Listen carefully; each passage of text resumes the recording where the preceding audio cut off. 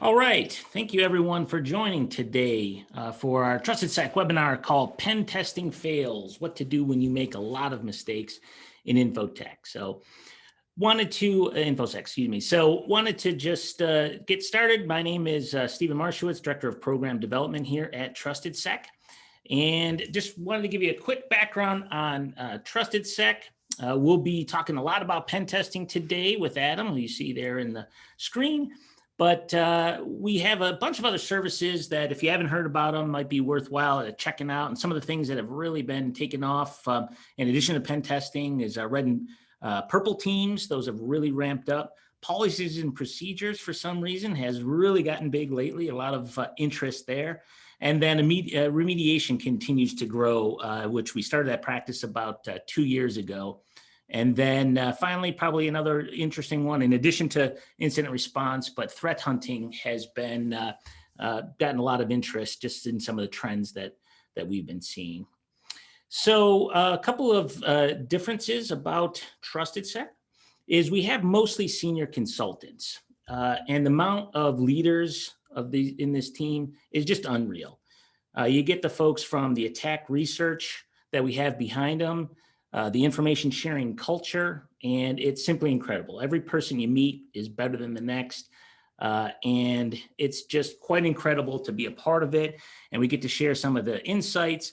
But along the way, there's always a few issues here and there, and here to tell us about those is Adam Compton. Adam, take it away. All right, now I'm not muted anymore, so let's jump back over here, and I think I clicked too far. There we go. Sorry about that. So yeah, as Stephen said, my name is Adam Compton. I'm a principal security consultant here with Trusted Sec. I've been in InfoSec, well, my whole professional career. It started as an intern back in the mid to late 90s, worked my way through, got up here. Over that time, I've done a little bit of all of it for the most part. Dabbled a lot, not an expert in most, but I've had my hands on a lot of it.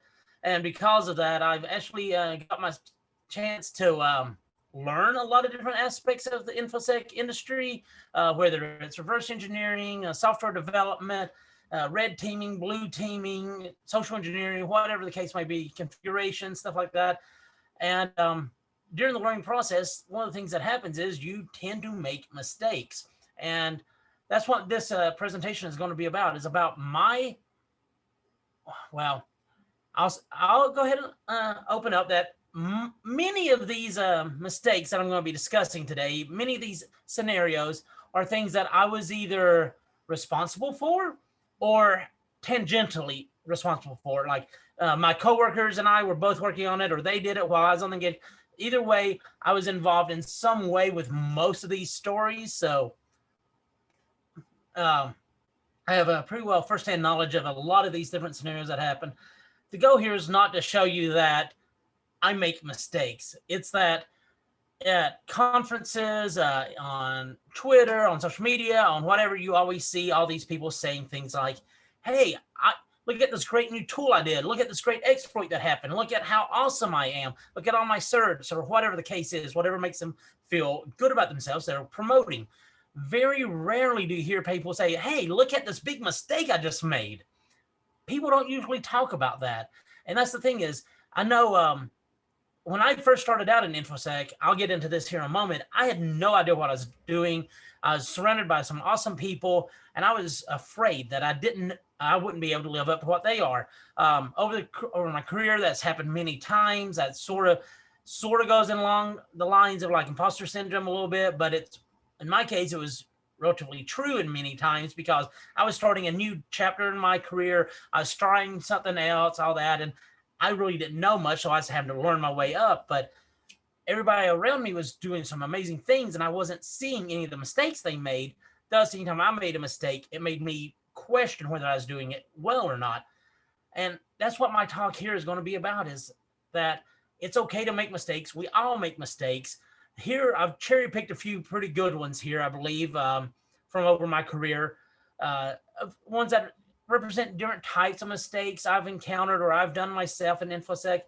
These are not mistakes that the customer or the client has made. These are mistakes that the pen tester or the consultant itself has made during these engagements. So hopefully it's not going to be too bogged down and depressing. It's going to be more lighthearted. Hopefully you get a good laugh out of some of the mistakes I've made. Maybe if you're a little bit of an old timer, you've been a sysadmin for a while, maybe you can reminisce and think that, acknowledge that you might have made some of these same mistakes. If you're just starting out in your career, and keep in mind that these are the kind of things that even seasoned professionals make, and so forth as we're going through here. I want to make a caveat right here at the beginning. If you hear me scream and disappear out of camera for a moment, it's because I live in an old house. I'm up in the attic at the moment. This is where my office is. And apparently there's 1 or 2 large wasps up here flying around somewhere. I haven't been able to kill them. So if they start to attack me, I'm going to scream and run away for a moment. I'll be right back. I apologize for that in advance. Hopefully it doesn't happen. So let's go ahead and get moving on here. One thing you're going to notice is, as I'm going through here, there's not very much on the slides. It's just a quirky little quote from some famous person here and there, but it's just something to keep the flow going. But so let's go ahead and get started with probably one of the first mistakes I made in InfoSec. When I first got started, that was as an actual pen tester, I should say, was somewhere around 2000, somewhere in there. I showed up on the job. Long story, how I got to that position in my career, but that's a whole different story. We can talk about that some other time. I've done other talks about that, but for this one, I showed up at my job, first day there, and I walk in, they're like, here's your desk. And you see that big stack of old Spark pizza boxes and Ultra 5s and all that sitting over in the corner. Build yourself a lab. So my first month or so on the job was to build out a lab, because while I am on a pen testing team, my job was to actually go in and test out all the exploits, do all the research and all that. So I was having to get my hands dirty, figure out what all the team was doing, learning what's going on. So that's good. I'm sitting there, I'm working with a mentor on the team, seeing all the great things they're doing. I'm shadowing them a little bit. Everything's going great. I'm learning. I'd had some Unix background experience, all that. So everything's working out pretty well. I'm doing really good. I feel good about myself. And then probably the first engagement I was tasked to do by myself. It was to do a vulnerability assessment, not vulnerability, external penetration test of some organization, let's say. So here I am. I get ready to go. Take a step back. If you look me up on LinkedIn or whatever, you'll see that I was working for the government at the time. So that shades a little bit of this information, but I was working for the government. I'm doing an external penetration test for another government entity. So we're sitting here, we get ready to do the engagement, and everything's going great. We're doing the recon. We got started late in the week. It's probably Thursday, Friday, and we're wanting to do a full Nmap scan across their entire IP space, their external IP space, this organization. So we get it all queued up on Friday. We hit enter and go home for the weekend, just because it's going to take a while to finish. Well, this, like I said, back in 2000, I don't even know if Nmap had a -il flag where you can give it an input list or an input file at that time. So we gave it the whole list of target IPs just on the command line. So it's Nmap space -p blah, and then you just give it the list of IP addresses. Well, that was fine. We didn't expect anything wrong. We hit enter and we went home. About, I don't know, it's sometime in the night that night or early the next morning, we'll get a call from my office chief saying, you need to come in, we've got an issue. So me and my coworker that was working on this with me, we go in, try to figure out what's going on. Turns out that some large, who was it? An automotive manufacturer was complaining that the US government was scanning them all of a sudden. I'm like, what are you talking about? So we went back and looked at the command that we executed. And this is when I realized what was going on. I was relatively new to pen testing in general, some of these commands, some of these things to do. And while I did have some Unix background, I wasn't used to using it in this way. It turns out that at that time, in that version of Unix, on that particular architecture, BNSH or shell had a feature that once you hit like 4,096 characters or something like that, it would just truncate the command after that. Why it would do that, I'm not really sure, but it did. So this big long list of IP addresses that we provided and ranges, it didn't contain them all. It contained only out to 4,000 or about 4,100 characters, and then it truncated. Just happened that it truncated it through about the third octet of one of the IPs. As you can see there on the second bullet,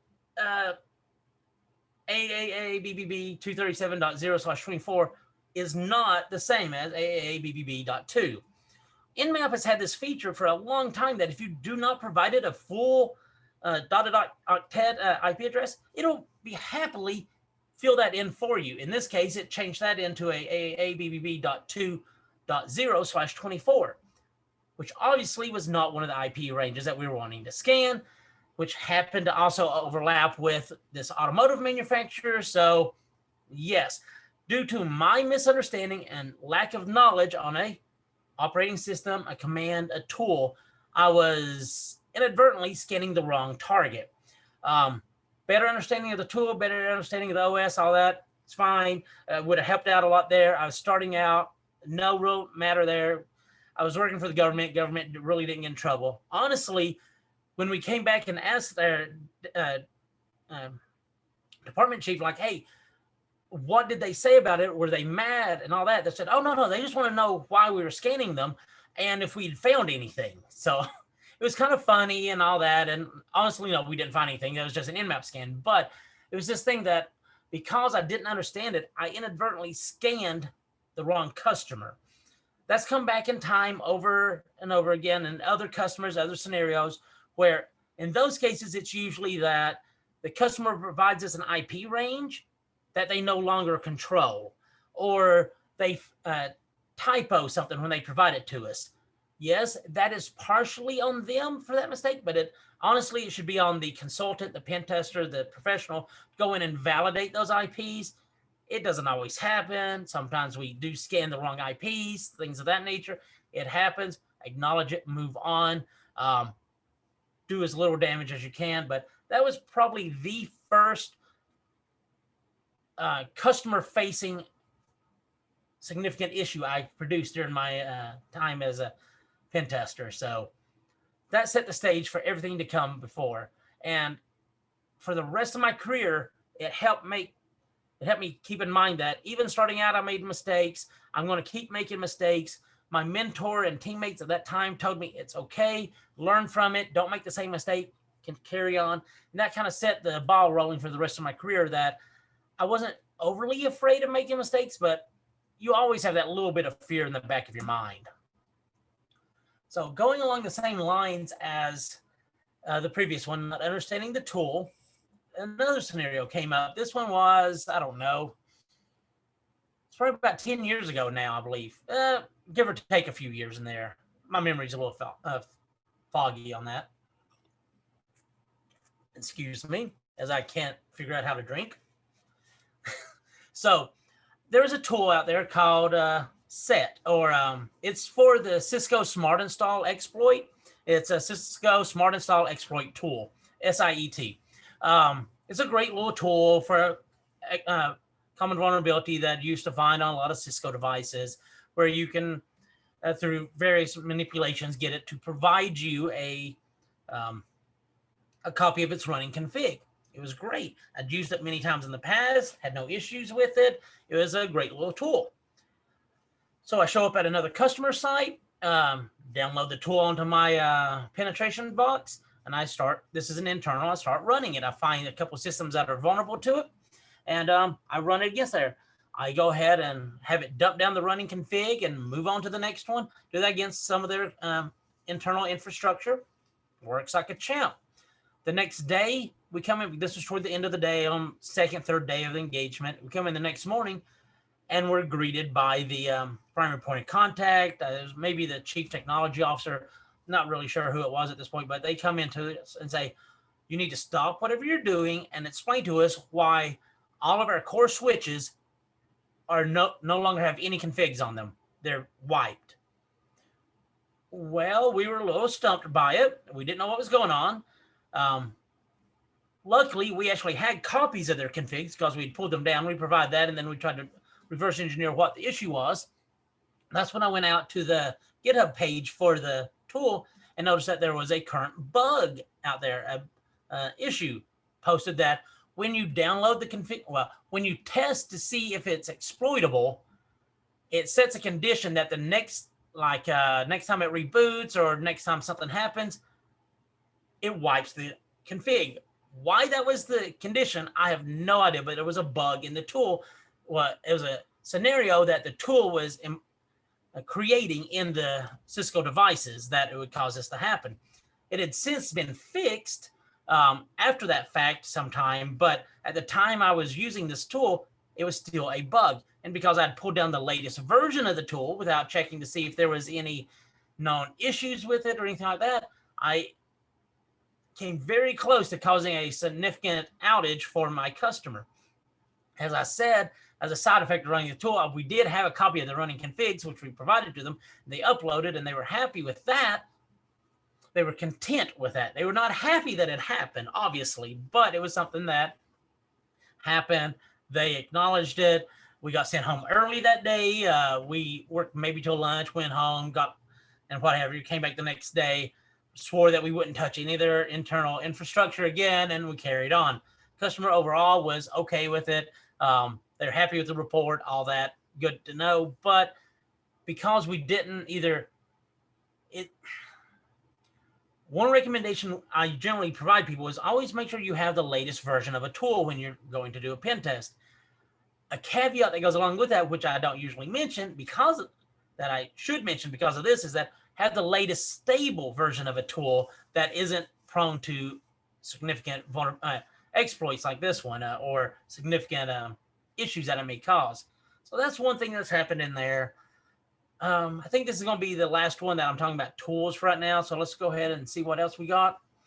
So yeah, let's go complete shift of direction here. Let's go into social engineering.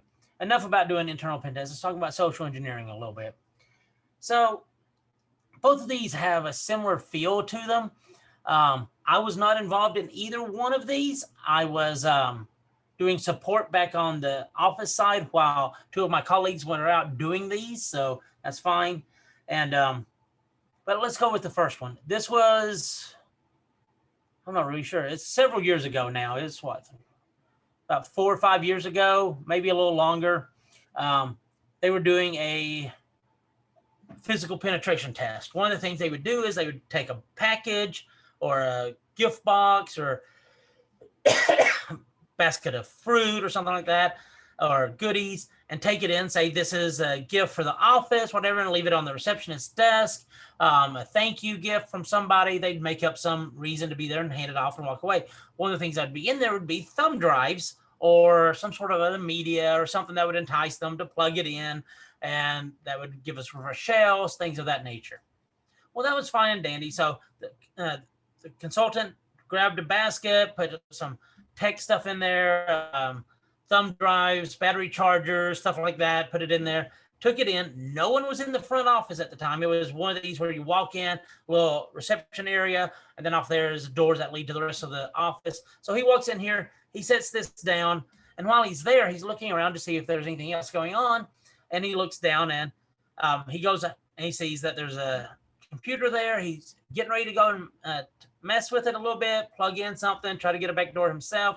He has this gift basket there already. When somebody walks out one of the doors and they're, oh, can I help you? And he's like, oh, no, I was just leaving this here and getting ready to go. And that's when that person got extremely suspicious. And they ask him to stop. And then they call on somebody else to come out and check him, and somebody else, and so forth like that. And it was one of these things. So people came out trying to verify who he was. Well, he's like, fine, you've busted me. He pulls out his get out of jail free card. And it's a little document, if you're not familiar with it, that usually for physical pen tests, you get primary point of contact, their boss, and like the CEO to sign off on, saying that so-and-so is enabled to go and do a physical assessment of a location at this time. So he pulls that out. They start making phone calls down the list. No one is answering. No one answers all the way down the list.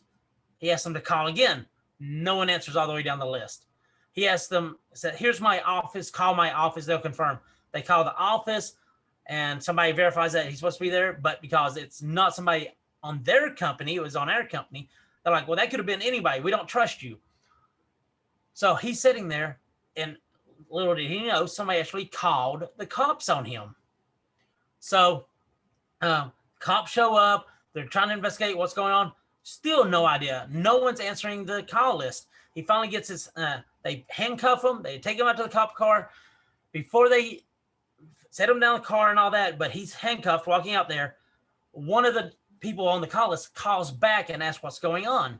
That's when the situation is cleared up, understood, and it's good to go. And he's let off, and everybody has a good laugh about it. He probably has to go change his pants, stuff like that. But still, it's all good. Everybody's happy. The issue here is that when he made this checklist of people to call in case of emergency, either he didn't make it clear to them or he didn't enforce the severity of it to them that you need to make sure that you're able to answer the call when somebody calls. At least one of the 3 people on here need to be able to answer. These are the people who can get you out of jail, so to speak. So he was in there, he was sweating bullets, all that going through, not understanding why none of this happened. But yeah, it all got straightened up. It was kind of funny, him telling us about it, us laughing about it. He probably didn't enjoy it as much as we did laughing at him, but it was still one of these things that he just didn't verify that those people were going to be able to answer a call if something came up. At the least, he should have sent them a message that morning, something like that, saying, hey, I'm going to be going to the facility today. Just be aware that if something goes awry, that you will be receiving a phone call. But whatever the scenario, it finally got straightened out, but that was after it escalated well beyond where it should have. Along that same lines, I had another customer. He had another colleague who had to go to a customer. It was a data center somewhere out in the Southwest. And he drove up there and he's looking around, okay, trying to see how he could get in. There's a big gate that comes across with a badge reader, all that.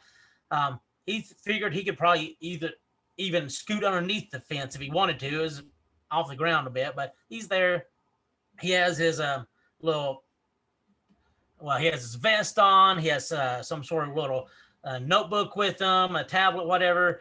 He's trying to play the part of a some sort of utility inspector, something like that, gas line, electric, something like that. So he's there. He's walking around looking at stuff. Somebody comes up and asks him what's going on. He's like, oh, I'm just out here. I need to go in and check XYZ, whatever. There's an issue with the gas line. I need to come in and check this. Typical pretext. Works 100 times, but this time the guy got a little suspicious. He didn't know. He goes, well, let me make a phone call. He makes a phone call, and out of nowhere, the FBI show up. This escalated well beyond being in cuffs. This escalated straight from being suspicious to FBI. The phone call list on this one works out fine. He gets off. They explain what's going on. No issues. He asked them, why was the FBI called? He goes, oh, because 3 other data centers in this area last week got hit and broken into by somebody dressed up as a utility worker. My coworker had no way of knowing that was the case, but it's these kind of things to be aware of, that things can happen. We have another one where somebody dropped off a package at a location and walked away, sort of that gift basket thing, shortly after a bomb was left in the neighborhood like the week before that ended up hurting a few people, things of that nature. There's these kind of scenarios that you can't plan for. You may not know about unless you're watching their local news or what have you, but just be ready to shift and roll with the punches, if you will. Be able to work your way out of it. Make sure you have a great call list, things of that nature. It really helps out. I'm glad I was not involved in either one of those scenarios because my nerves would not have survived that. Plus, I just don't enjoy doing that. They love it. They had a great time with it. They probably got a high blood pressure at the same time, but they worked their way through it. So a little bit more. This is one where I was involved, a couple different ones here on physical pen testing. Yeah, I'm a short, round, robust hillbilly breaking into buildings. You would think I would get caught for whatever reason. I've only got caught one time breaking into buildings. I don't know why, or physical pen test. I have no idea why people don't suspect me. I guess I look friendly. I don't know. Go figure. But still. Actually, I broke into a building one time in the snow, climbing up a ladder in a suit, short round me, and no one questioned it. I don't understand it. But back on to the funny stories here. So we get to a location, and there's two of these tied together here, and I'll tell you about them. First one is somewhere in Manhattan, just south of Central Park. There's a office that we're supposed to be doing a physical pen test for. I show up the day before. I walk around. I scope it out.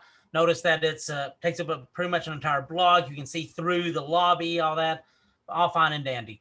So I scope it out. I see that there's like a little cafe on the side that I can possibly go into and go in with lunchtime, all that fun stuff. I make my plan. So the next day I show up, I get in there, I do my whole thing. I sneak past the guard. I get on the elevator, watch them to hit the button for the 20th floor, whatever it is. I'm supposed to be there for company ABC. I get off the elevator. I look at the signage that's on the floor. Company ABC is nowhere to be seen. I get back in the elevator, go down to the first floor. There's usually that big plaque on the wall that tells you what floor companies are in. I'm going down the list. Maybe I'm off by floor just to verify. Company ABC is nowhere on the list. I gracefully back out. I go into... I left out a part there. I apologize for that. When I got off on the floor initially, I didn't look for signage right then. I just followed somebody because I was in a pen test mode at the time. I followed somebody through a door. I'm walking to the office, finding unlocked computers, all that.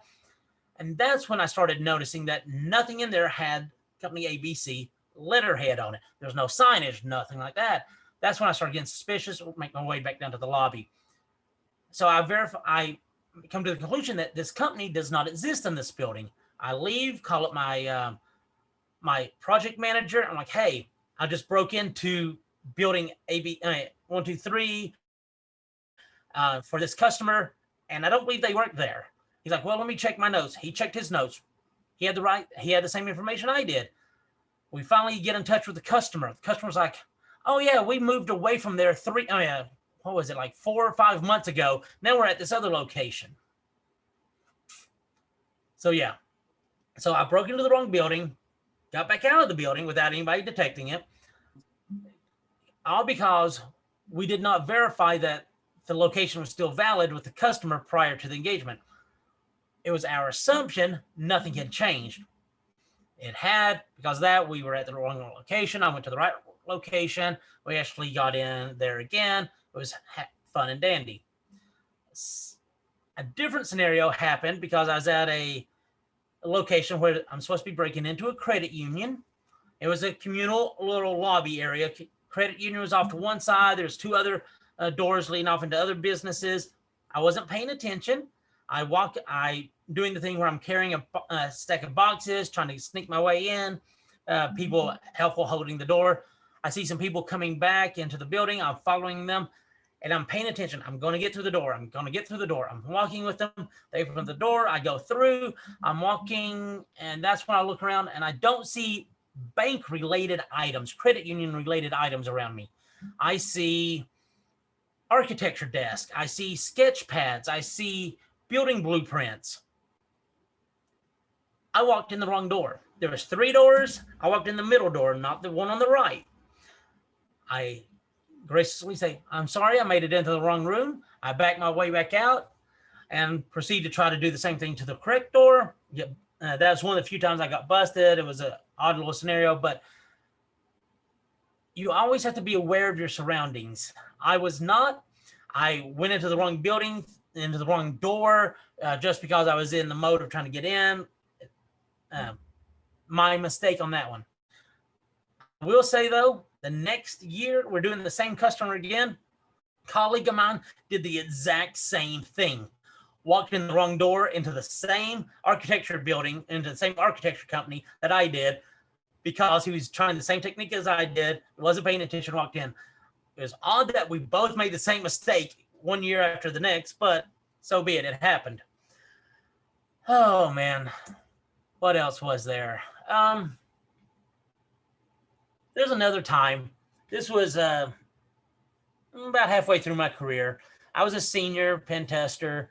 Another senior pen tester of mine with me was sitting there. We're doing a web app assessment. We were working for a company that was keen on selling 8-hour pen test. Why? Not really sure, but they sold 8-hour pen tests sometimes. We had this company that said, hey, we want an 8-hour we want a pen test on this website, blah, blah, blah. We're like, great. So we're sitting there, we're working on it all day long, and we're getting little nuggets as we're going along, and it's really frustrating us, but we can see that last little glimmer of light out there. It's sort of like a capture the flag sort of thing. We're pretty sure we can capture this. So we're going. We spend more than 8 hours on this. We should have only spent like 6 hours on the engagement, a couple hours on the reporting, been done. We spent the entire day on it, and then we were still working after hours on this, trying to get them because we're so close. It was probably around dinner time for us, probably about 6 or 7 o'clock. We finally get in. We're hungry, we're tired, whatever. We got in, we're like, yes, we have blind command execution. Some commands we execute, we can get responses back to us. Other commands don't. We're not sure. It's no real rhyme or reason to us at the time. We're probably not thinking well. That's why we couldn't figure it out. But we're tired. But we're getting some stuff back, but not all. We're not really sure what's going on. That's when one of the interns walks by and asks us what's going on. We're like, oh, maybe a fresh set of eyes, some brain cells might help out. So we tell them the scenario. And keep in mind, this is all caveated on, we're tired. We're hungry. We were ready to go home. We're just looking for an answer. We didn't put too much critical thought into anything he said. We should have, but he came to us and said, oh, well, you know that if you enabled, like the Windows firewall would usually has some sort of error log to tell you why things are blocked and all that. If you enable that on your internal system that you're exploiting, you should be able to see the errors. I'm like, oh, okay, it sounds good. So we issue a command to enable the Windows firewall. And we lost our connectivity to the system. We sat there and stared at each other for a second, like, we really just locked ourselves out of that system, didn't we? Yep. Oh, well. We spent good 10, 11 hours on that engagement to get a foothold, to then lock ourselves out of said foothold because we were not able to think critically. We were tired, and we went with the first thing that someone told us that halfway sounded reasonable to us at the time. So we took all of our notes, wrote the report, handed it off to the customer. They had a good laugh at us because we told them, not in the report, but individually, we told them what occurred, and they had a good laugh. We did too. We're frustrated about it, but still, it's one of those things though. When I first told this, the lesson learned was never type anything the intern tells you without questioning it. The true lesson learned here is get rest. Don't do anything while you're tired, whether that's operate heavy machinery, do pen test, whatever the case is, take tests. Try to get good rest, try to eat well, and be conscious and aware of what's going on. That's the main takeaway from that for me. Going into just normal social engineering a little bit, give us a change of topic again. We have, this is when I was first getting into doing social engineering, email phishing, I should say. I'd sat there, I came in, I'm like, okay, I'd done one or two in the past already at this time. I'm like, okay, I think I know what's going on. I got a good feel for it. And they asked me, go ahead and do this next one for me. I'm like, okay, great. I'm like, well, I just did this other one and it worked well. So let me go ahead and copy all my notes over from that, copy over the scenario and all that, and I'll be good to go. I'm like, okay, so I copy and pasted it all over and I set it all up and I hit go.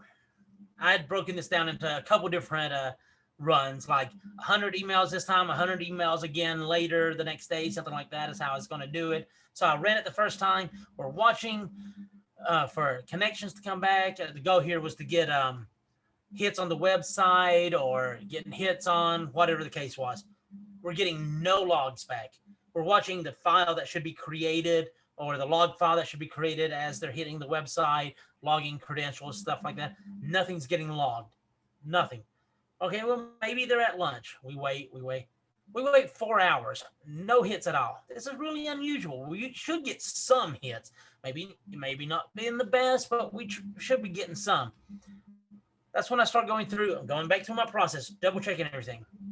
I didn't turn on the web server. So even if they did click on the link, they were willing to fall victim to the phishing engagement. The website that they were supposed to be directed to did not exist. I did not turn on the web server. All right, so be it. I then stopped that run. I went back and verified I had the web server running. I verified I had my mail server. I made sure I had it all set up. I even went through it myself. Nothing wrong. Whether later that day, the next day, whatever, I hit run. I'm watching. A few hits are coming in. I'm good. I let it run the rest of the day. I come back. Well, I did get some hits. I just didn't get a lot of hits. Not really sure what's going on. I should have got more hits than that. So I'm looking at it a little deeper. I'm going through them. I'm like, well, I did get credentials. I did get username. It is a successful phishing engagement. But it's not nowhere near the level of interaction or the level of responses I was expecting from a valid phishing. That's when I went back and double checked everything for another time. Going through there, I'm like, okay, yeah, web server's up, obviously, email, all that's good. Payload is working, what have you. Going through, I'm looking at that's when I look at the email. Email looks good until I get to the bottom of it, the signature line that I put on there. Remember when I said I copy and pasted a previous engagement over to this one just to get it filled out quickly? Well, I did. I didn't change the signature line on it. So it still had a different company's email signature at the bottom of it. It got me curious. I went to look at the website. Website looked good, except for the big logo right at the top of the page was for that previous company. So yeah, first time, didn't have my server running. Second time, well, first and second time technically, I didn't go in and do a search and replace on the old company name and all that as well as I should have. The silver lining to this is that I got to tell the customer that, look, in a obviously bogus email that even had a different company's name and logo associated with it, 5% of your target employees fell victim to this engagement. It's not the stats or the results I would have liked to have presented to them. It was still a good finding. And a little bit of egg on my face, tried to find the silver lining to it and get it straightened up, got it taken care of. They were happy. This is a customer that we ended up doing every quarter, every 6 months. So in the future, we tried different things and it worked and all that. So no harm, no foul, but it's something that should have been prevented, could have been cleaned up, could have been done much more gracefully than it was. That is all on me. I should have paid more attention to it. I was in a hurry, thought I had an easy solution, and it came back and bit me. Here's another one that is just an odd one for me. So I had there's two scenarios here. Both of them deal with web cameras. External engagements on both of them. In each scenario, customer gave us an external IP space. We went and targeted them and had similar but different results in each one that is kind of odd. So for the first one, I'm sitting here. I was doing this one. I was the primary on it. Get the IP ranges. I scan the external spaces. This is for some sort of legal office, attorney's office, something like that, I believe. So I'm scanning it. I'm going forward through it. I find a few minor findings, some SSL issues, stuff like that. But I come across a easy exploit, a low-hanging fruit for me. It's a web camera on the internet. It's one that has a known exploit to it. Default credentials, well, not a known exploit, but has default credentials. I look it up, figure out what they are, try them. Lo and behold, I get in. I'm sitting there, I'm panning around, I'm looking around, I'm writing it all down. I'm like, okay, I got this one and this one and this one. I go get a colleague to come over. I'm like, hey, check this out. I'm looking at all this stuff. And then that's when he starts pointing out to me. It didn't dawn on my head. For whatever reason, not really sure. He's like, what's your customer? And I tell him so-and-so legal office, whatever. He goes, that looks like a cafeteria. I'm like, okay. He goes, no, like a child's cafeteria. I start paying attention. The web cameras were security cameras for a elementary school. I'm pretty sure the legal office I'm supposed to be targeting is not located within a elementary school. That's when I hands off, back out. This goes back to one of those earlier scenarios I was talking about where we didn't verify the IP ranges that the customer provided us. Turns out that this legal office had, when the customer provided us the IPs, they transposed 2 digits on the IP range. You fix those, it goes to their office. The other one goes to the district, the school district. I went through this. I was going on automation in my head. I wasn't paying attention. I thought this was going to be an easy engagement. I'm going through, okay, go. Oh, easy web camera, go. And it took another set of eyes to cue me into the fact that I was going on autopilot and not paying attention and just getting it done. So we backed out, told the customer what was going on to verify their IPs, and they verified them, and they were provided wrong. So at which point we started targeting the right IP ranges and went forward from there. We also talked to our internal project managers and team, which reached out to the school district and let them know about the issue with their security cameras and asked them if they wanted to have those fixed. If they wanted to have talk about doing an engagement. I don't know whatever came of that. I just know that it was something that our sales team reached out to them for. This was not at Trusted Sec. This was at a different company I worked at one point in time. Second camera-related issue. A colleague of mine, this one, he was doing a external pen test for a university. Turns out the IP range was valid on this one. It was the university. But the issue was with the web camera he came up with. He scanning through externally, came across a web camera, guessable credentials for it.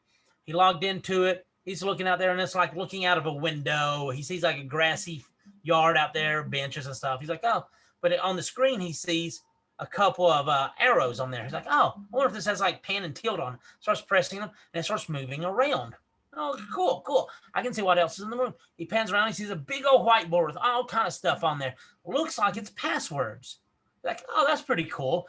Some maybe passwords, maybe usernames, maybe some other kind of stuff. Who knows? But he's looking at it. And suddenly, the camera resets to out the window. Like, oh, that's kind of weird. So, he's like, okay. And he goes and does some few other things. Comes back to it. He goes, let's try it again. He redoes it. He's panning around. It's panning around fine. He gets over to the whiteboard again. At this point, he has more information. He's like, I'm pretty sure those are passwords. So he starts writing them down, and it resets again, back out the window. It's like, wow, that is unusual. So he does this maybe once more. Finally, he gets on a call with the customer and says, look, just wanted, end of the day call sort of thing. He's like, I want to let you know what I found today. I came across this web camera.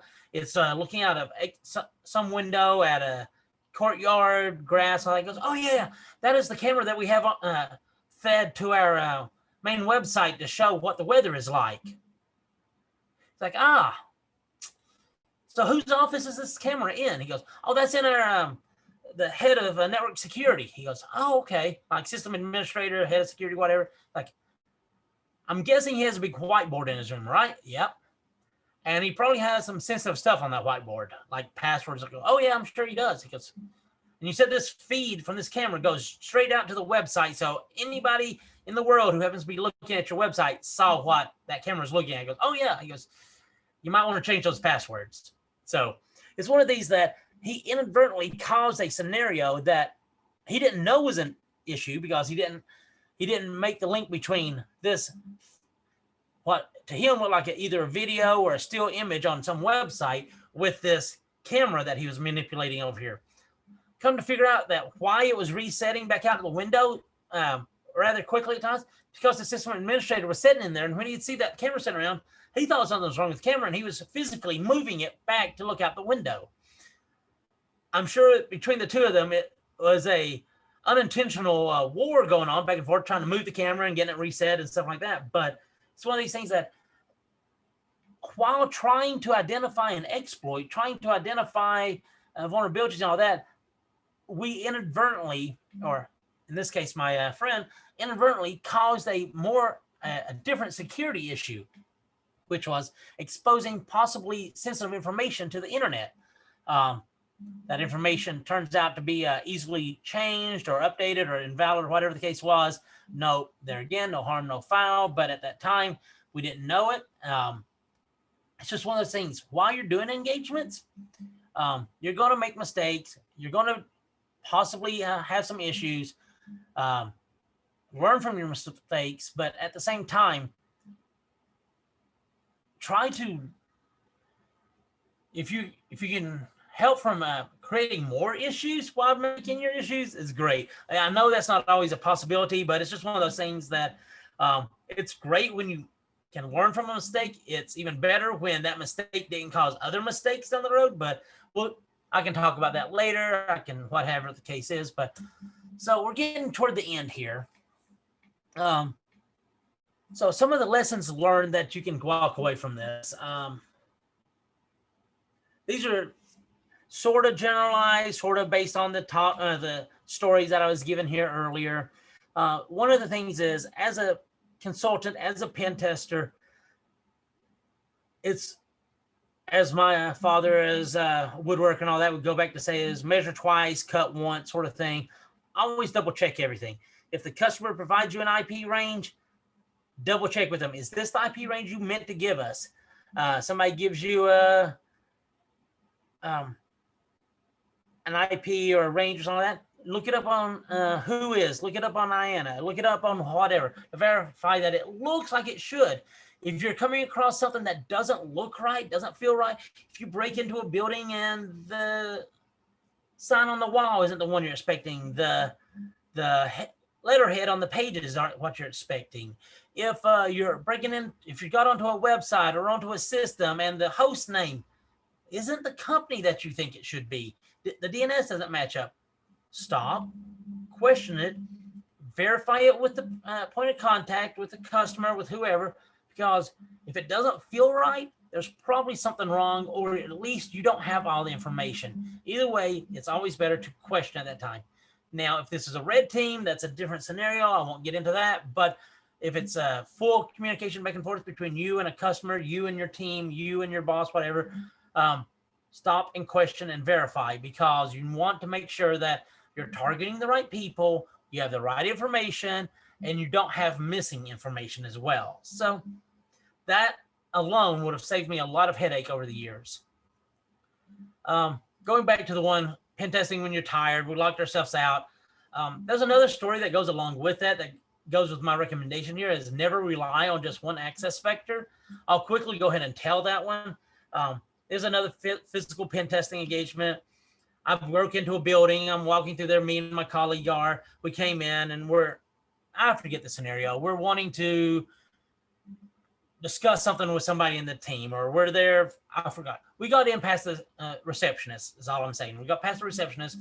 We're making our way through the building. It's sort of a sprawled out building. No one's really paying attention to us. We're walking through, we're doing XYZ, and we come to a communications closet. We're like, oh, great. We get in there, we hook our stuff up. We're like, okay, we got it in here. We set our bags down and all that. And we're like, okay, we got it. We're here checking things off, verifying that we have what we need. And my colleague sees that there is a exterior door right there. It's like, oh, let's see what we can do with here. Let's see where this, if we can get back in, or whatever's out there, if there's access into other areas, or whatever the scenario is. We're like, okay, great. We walk out there. He opens the door. We walk out. And then I hear click as the door shut. We were both in a hurry. Neither one was paying attention. I look at him. He looks at me. And we about at the same time say, I thought you were holding the door. Neither one of us held the door. Neither one of us have our gear with us, because we left it in the communications closet. So now we have to make our way around this big giant building, back around to either the receptionist or another way in, get back into the building to get our gear to continue the engagement without being suspicious or setting off additional alarms. That goes back to this. Never rely on just one access vector. if you have an access to a website, set up a backdoor, a secondary backdoor, call back at some point. If you're in a building and you're wanting to check something outside the building, jam the door, have somebody hold the door, verify that they're going to hold the door before you both get yourselves locked outside. Luckily, it wasn't raining, snowing, or anything like that, so it wasn't that bad, but understand and update your tools. That goes back to me misunderstanding Nmap and SA and Shell and SET and things like that, or SEIT and things of that nature.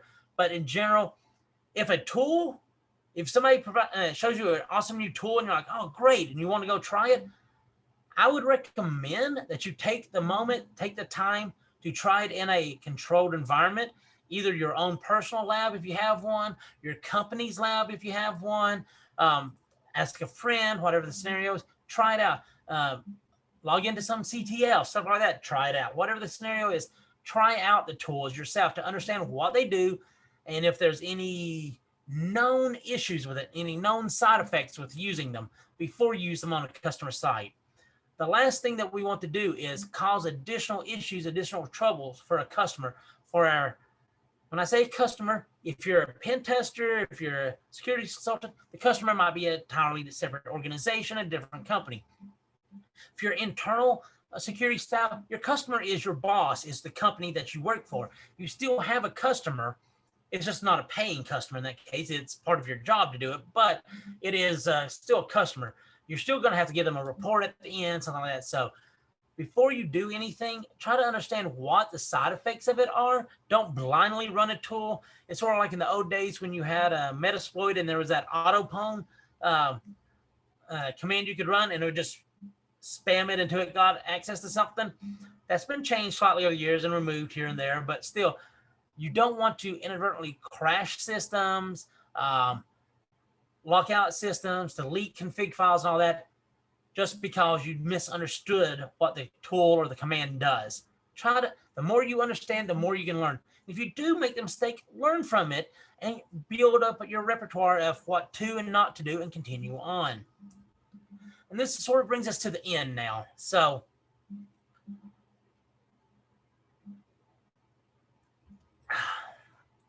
you're never going to stop making mistakes. You're always going to make a mistake. Well, as long as you're trying anything, you're going to eventually make a mistake. The idea here is that you don't let the mistakes stop you. You don't let the mistakes define you. You learn from them. Try not to make the same mistake more than once, or at least the exact same one. Maybe variants of it are fine. I don't know, but try to learn from your mistakes and move forward. Very few mistakes that you're going to encounter are going to be disastrous. Yes, there are going to be some where, like say the one where I inadvertently deleted the Cisco configs. That could have been severely bad. I was lucky in that scenario that I had backup copies of their configs for them. But there are going to be some scenarios that the mistakes aren't easily recoverable from, at least without having to take drastic steps, which may involve switching to a different department, taking some time off, switching jobs if you have to, if you're getting fired, whatever the scenario is. But don't let that be your final roadblock. Learn from the mistake. Use that as a building block. Use that as something to progress you further. Every mistake you make is just another thing that you've learned that either works or does not work the way you expect it to. So just learn from it, keep going, and do the best you can. And if you're so inclined, great. Share your great things that you've done, your great successes and all that, as I said in the beginning. Lots of people do this, but if it makes you feel great and it helps get you recognition, by all means, go and do that. But at the same time, if you're so inclined, share your mistakes so that others can learn from them and can grow as well. And I've made a lot of mistakes. This is just a very small glimpse into the world of the mistakes I have made or been privy to or present at over my career. This is by no means all of them, and nor is this going to be the last ones I've made in my career. Not too long ago, I made some where I was doing a presentation like this. I forgot to disable my alerts and my notifications. So right there in the middle of the conference, it was a conference talk actually. up in the right-hand corner or whichever corner it is, little messages were popping up from my coworkers with information. I had to quickly go and disable it. I had to be aware that that I didn't share unnecessary information with other people. I forgot to disable that. You're always going to be learning new things. You're always going to be making mistakes. Learn from them and move forward to the best of your ability. And also, ask for help. Asking for help rarely, if ever, has a negative impact in my experience.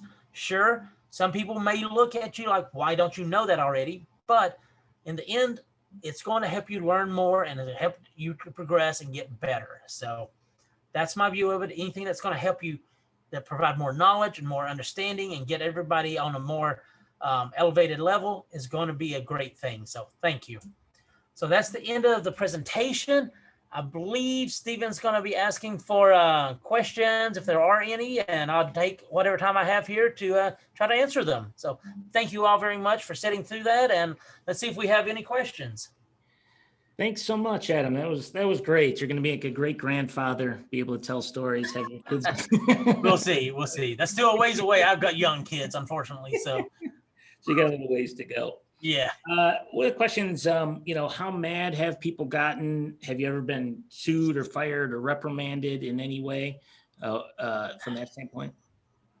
Have I or the company I worked for ever been sued? Not to my knowledge. Have I been fired? No. Have I been reprimanded? I've been sat down by my boss at times going, next time, take a moment, verify. This is our standard operating procedures. You should verify XYZ before you start. I know we all get in a hurry and you don't always do it, but it's just one of these things like, okay, let's have a talk here to make sure that we're all on the same page. Let me go ahead and close that out there. Let's all make sure we're all on the same page and everything, and you understand what we're supposed to be doing. Now get back to work and don't make the same mistake again. So I've been reprimanded, never been fired, never been sued. Came close at times. I've been asked to leave a customer before because of mistakes, but the customer, we had other people on the team that would continue and all that, or we ended up having bad issue with the customer to begin with or some other things, but never anything too disastrous, I would say, at this point. There's always the future. Knock on wood. I hope it doesn't happen, but as of yet, no. We have one. Did you get past the receptionist the second time and get back into the comms room on that story? Actually, no, we didn't go that way the second time. First time we went past the receptionist, asked her to where something was when we went that way. Turns out on the other side of the building, there's a credit union attached for the employees there. And yes, there is an exterior door that walks into the credit union, which is the way we walked in. We'd seen it earlier in the engagement and we made note of it. We didn't try it then, but we walked in there. And as you walk into the credit union, it's a little hallway. You walk in from the outside, you walk through the door, there's a receptionist right there on your left, and the credit union is over to your left. And straight ahead is a single door that if you open it, takes you into the building where everybody is. So we walk through there and the receptionist at the credit union looks at it, goes, "Can we help you?" We're like, no, we're just going through. We open the door, just walk in. No one said a thing. We're sitting there like, I'm not sure how that got to be so lucky, but it was. Count our saving grace, whatever, and we carried on. But yeah, that was just an odd one. But yeah, go ahead. All right. Didn't know pen testing was so physical. How often, or do you include breaking into someone's systems virtually as well as physically? In other words, a combination of penetration testing activities. That depends on the contract, on the company you work for, how things are sold. If you're doing a red team versus just a pen test or social engineering, there's lots of details that go into that. And as I said, it depends on the company you're working for too. Your company and the customer, there's not any one cookie cutter solution for this. Now, with that said, you will have scenarios where they'll ask for a pen test and a physical assessment. That's fine. You'll do each one independently. You may, based on the statement of work, be able to share information back and forth. But if it's a red team style exercise, there may be a understanding that we're going to try social engineering, we're going to try physical assessments, we're going to try external pen tests, we're going to try anything that works for us to get access to your data, we're going to try it. So it really depends on the type of engagement and all the other caveats involved. But like I said, I've been doing this for a better part of 20 some odd years now. So over that time, I've done my share of physical pen test and regular pen test and social engineering and all that. So it's not as, you don't always see a physical pen test with a network level pen test, but they do exist and they are out there. And sometimes customer asks for one or the other, or whatever the scenario is. So I know that's not a concrete answer to this question, but that's the best answer I can provide. No problem. So for a very beginner, what platform would you suggest to the absolute beginners to start and learn bug hunting, who have basic knowledge of Kali Linux, and what bugs should the beginner choose to get to have success in? Bug hunting is an arena I have not gotten into very much. Now, as far as what operating system, what hardware, whatever the scenario is, should you learn, the most politically correct answer is whichever one you're most comfortable with. Now, I've known some people who say, don't use Kali Linux, don't use Parrot, don't use whatever. Those are for script kiddies. If that is what you know, that's what you learn, and that's what helps you get started, by all means use it. If you don't like it and you want to build your own, by all means go and do that. Over my career, I have used custom Linux distros. I've done it on Mac OS or a Mac operating system. I've done it off of Windows. I've done everything pretty much on its own. I've used Spark books to do them over the years. So yeah, to do the testing, I've done it on pretty much everything out there within reason. I've used AIX at one point because that's all that was available to me at a customer for the government. But so use whatever is convenient to you. If you happen to have a system or VM that you're able to fire up Kali Linux or Parrot or something like that in, by all means do it and get a familiarity with it. If nothing else, you're getting familiar with the tools, the commands, things of that nature. What kind of exploits to be looking for, what kind of bugs to be looking for, I honestly can't give you an answer that. That changes daily, but you'll get different answers from different people. I am not an expert on bug hunting. There are other people out there that have much more knowledge on it, but personally, I would suggest start something simple. Go out there and look for things that people have done bug hunting for, or capture the flags that involve bug hunting and stuff like that, or exploit development, stuff like that, that people have write-ups for. Follow through those to get an idea of how to do it if you haven't done that already, or take a class on it if you're so inclined or have the resources to do that, and progress from there. And just jump on social media, Twitter, things of that nature, and see what other people in the bug hunting community are looking at. What kind of things are they going after? I know on web apps, it's usually going to be things like SQL injection or cross-out request forgery or any number of things like that. But that's not always going to be the best and the payout or the best findings, or other people are already looking for them. So my suggestion there is honestly get familiar with your tools, find an OS and a tool set that you like, get some experience with capture the flags, going through other people's write-ups, following along with other people in class, stuff like that, and start looking out there at what the community for bug hunting, bug exploit development, all that is doing, and reach out to them directly. As I said, I'm not an expert. I'm just trying to give some general advice on that. Sounds good. And just a last couple of them, maybe do them together. Are you mostly solo on engagements, or do you them as a team? And then, well, I'll just ask that first. Go ahead. It depends on the company I work for. Honestly, when I was for the government, it was always a team of like 4 people, because we're government. They had the resources, the money to throw at it. You go private industry, depending on how it's built out, how it's charged, how the company is managed, all that. Sometimes you'll be working for a company that refuses to send more than one person per engagement. Some will be happy to let multiple people work on an engagement and build it out that way. It really depends on who you work for and how their billing and resource management is handled. At Trusted Sec, it's pretty much split for me, honestly. If it's a smaller engagement, I'm usually on it by myself. But if it's going to be something that takes more than 1 man week, say like a 2-week engagement, 3-week engagement, it might have multiple parts, an external and an internal, things of that nature. Just for scheduling, we usually put multiple people on it just to better fill out people's schedules and things of that nature, and to make better use of people's expertise and knowledge.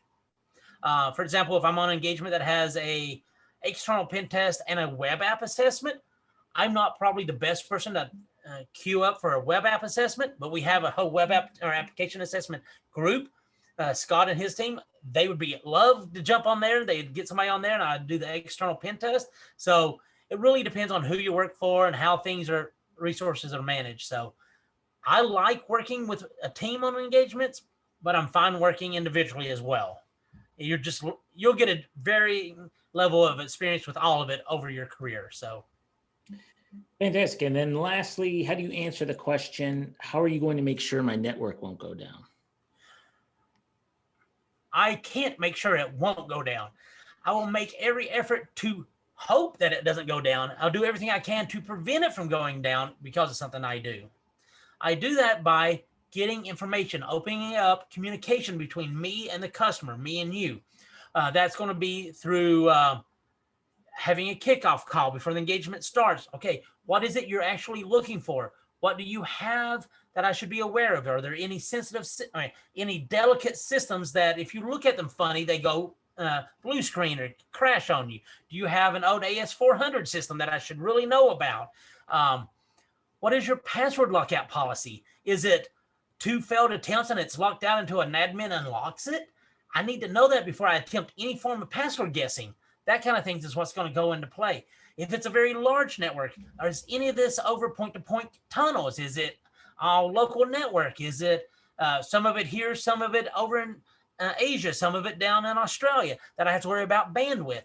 Those kind of questions help me understand what kind of environment I'm stepping into so that I don't overload whatever the network is. I don't try too many password guesses. I don't try too aggressive network scans to throttle back my tools, my scans, all that to prevent things from getting too bogged down, dropping packets, stuff like that. At the same time, when I first started out, I knew no tools. I learned tools and then I learned a lot of tools.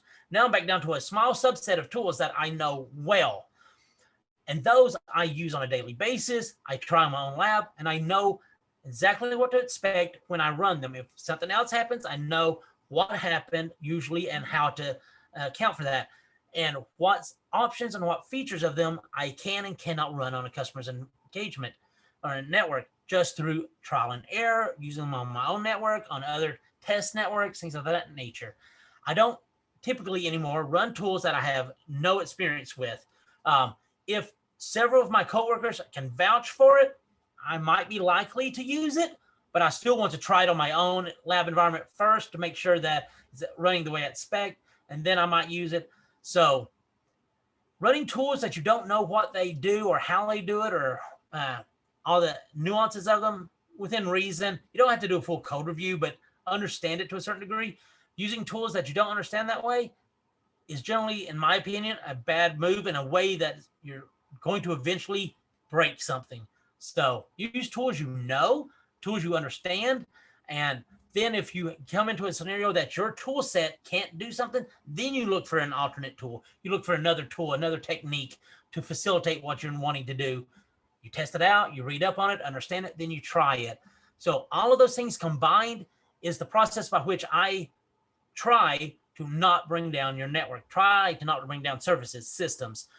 And I always ask my customers, I should say, I try to always ask my customers, I'm sure at some point I have not, that if at any time you notice an issue, outage, a flood of emails, something that you feel is a result of my testing, please let me know immediately. I will stop whatever I'm doing, and then I will address it, see if it is something I'm causing or a side effect or something I'm doing, then we will address it and move forward.